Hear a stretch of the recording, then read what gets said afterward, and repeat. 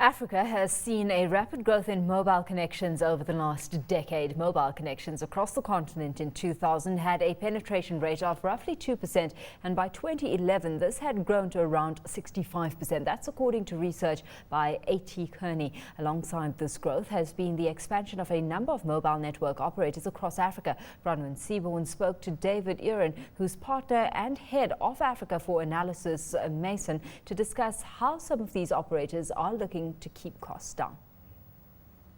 Okay, so mobile operators have focused on disposing or leasing back assets such as towers or masts where they can put the antennas for mobile operations. And they're also now moving towards outsourcing some of their management of infrastructure, including fiber assets. Would that dramatically reduce their costs, or is it just a small way in which that they can rein those costs in? Okay, so the radio access network, which is composed of the mast and the backbone networks, actually are a big chunk of the operational cost of a mobile operator.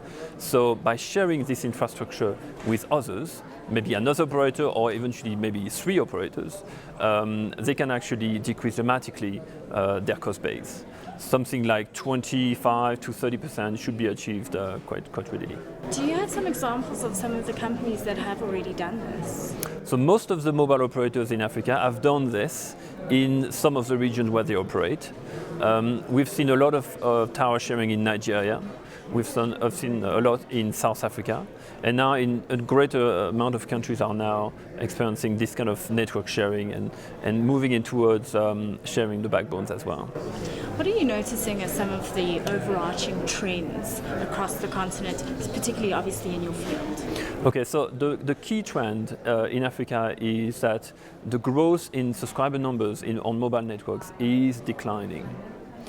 So we are looking at a saturation of the market. It's still growing because the population still grows in Africa, and we know that African population will continue to grow much faster than developed market.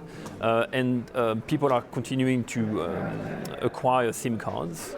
But even though this market is continuing to growing, albeit less rapidly than before, we're seeing mobile operators looking at other services to continue to grow their top line, and as I said before, to reduce their cost.